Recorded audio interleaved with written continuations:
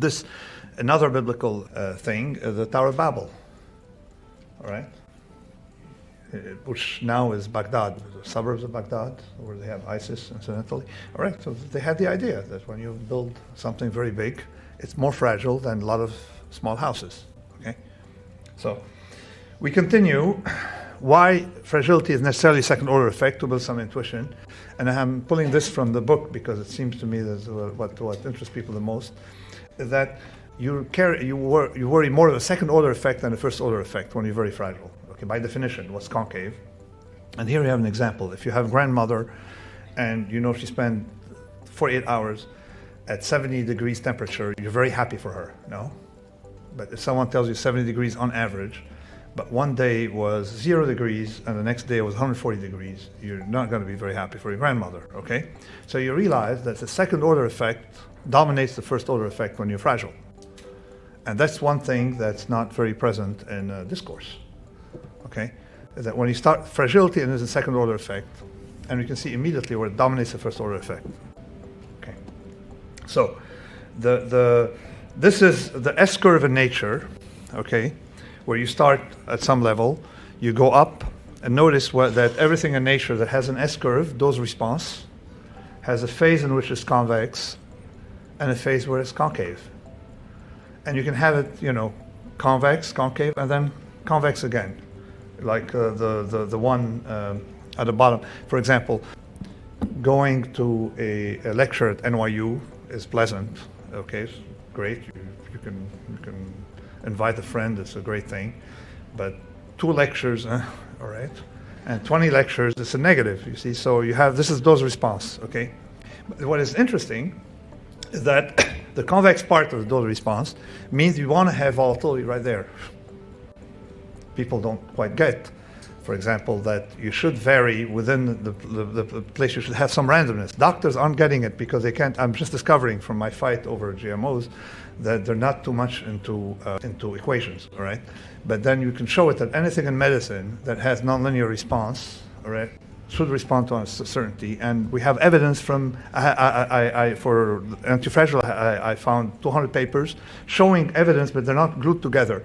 For example, lung ventilators, instead of giving, right there, instead of giving someone 100% of the dose, you vary 80%, 120%, you have a convex response, okay?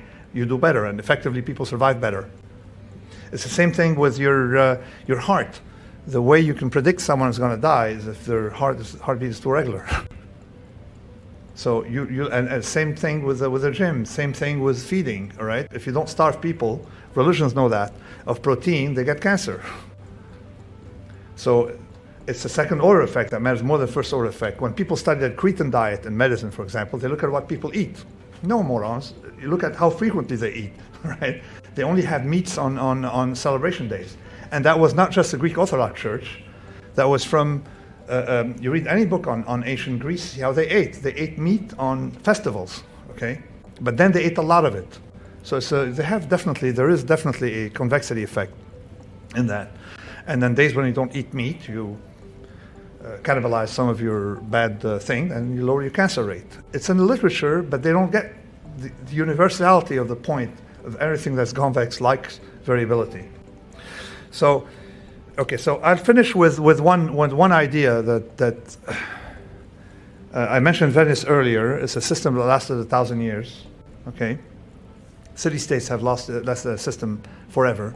Collection of city-states under some kind of mafia don have survived much better than centralized nation-state.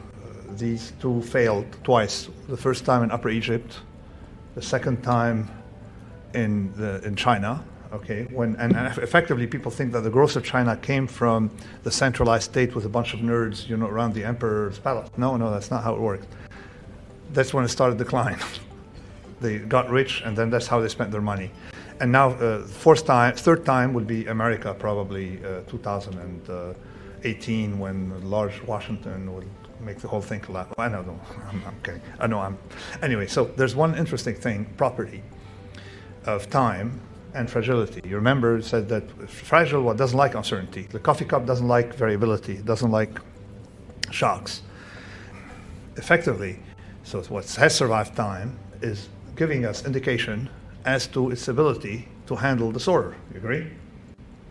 So you take anything non-perishable, means has passed a hurdle, doesn't have a natural hurdle. You can easily take the perishable, but take something non-perishable. And you see an interesting property. Look at the graph, you can see a child and the grandfather, all right? Statistically, you can expect the great-grandfather. You can expect the child to outlive the great-grandfather, bearing some kind of outlier. You agree? All right, but now if there are technologies, a young technology or an old technology, who's likely to outlive the other? Sorry? The old. It doesn't mean that the world doesn't have a lot of technologies. It means simply that new technologies don't survive. They're more likely to be supplanted by another new technology.